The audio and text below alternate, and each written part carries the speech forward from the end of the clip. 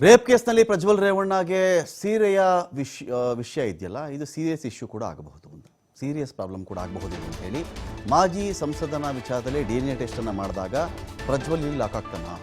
ಸಂತ್ರಸ್ತೆಯರ ಸೀರೆಯಲ್ಲಿನ urea ಕೂದಲಿನ DNA ಜೊತೆಯಲ್ಲಿ ಹೋಲಿಕೆ ಮಾಡಿದ್ದಾರೆ.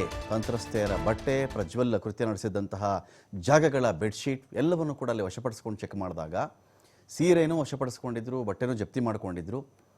SIT ತಂಡ ಹಾಸನ ಸಂಸದರ ಮನೆ, ಹೊಳೆನರಸೀಪುರದ ಮನೆ, ತೋಟದ ಮನೆ, ಅವತ್ತಿಗೆ ಹಿಂದೆ ಸಂಸದರಾಗಿದ್ದರಲ್ಲ ಆ ಕಾಲದಲ್ಲಿ ನಡೆದಿರ್ತಕ್ಕಂಥ ಘಟನೆಗಳಿವೆಲ್ಲವೂ ಕೂಡ ಹೊಳೆನರಸೀಪುರದ ಮನೆ ಮತ್ತು ಪ್ರಜ್ವಲ್ ರೇವಣ್ಣ ಮನೆ, ತೋಟದ ಮನೆ ಎಲ್ಲವನ್ನೂ ಕೂಡ ಅವರು ಜಾಲಾಡಿದರು. ಬೆಂಗಳೂರಿನ ಬಸವನಗುಡಿ ಮನೆಯಲ್ಲಿಯೂ ಕೂಡ ಸಾಕಷ್ಟು ಸೀರೆಗಳನ್ನು ಕಲೆಕ್ಟ್ ಮಾಡಿ ಇಟ್ಕೊಂಡಿದ್ರು. ತೋಟದ ಮನೆಯಲ್ಲಿಯೇ ಅತಿ ಹೆಚ್ಚು ಸೀರೆಗಳು ಇಲ್ಲಿ ಪತ್ತೆಯಾಗಿವೆ.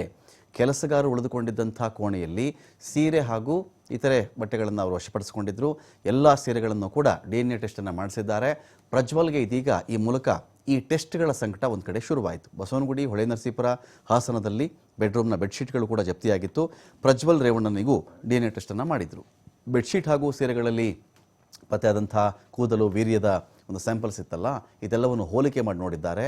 DNA ವಿಶ್ಲೇಷಣೆಗೆ ಸಂತ್ರಸ್ತೆಯರು ಹಾಗೂ ಪ್ರಜ್ವಲ್ ಕಡೆಯಿಂದ ರಕ್ತದ ಮಾದರಿ ಕೂಡ ಸಂಗ್ರಹ ಮಾಡಲಾಗಿತ್ತು.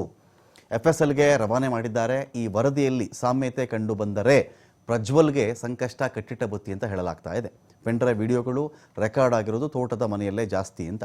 ಯಾವ ತೋಟದ ಮನೆಯಲ್ಲಿ ಈ ಪ್ರಕರಣ ನಡೀತು ಅಂತ ಹೇಳ್ತಾರಲ್ಲ, ಸೊ ಅಲ್ಲಿ ತುಂಬ ಪ್ರಕರಣ ಅಲ್ಲೇ ಆಗಿರೋದು ಅಂತ.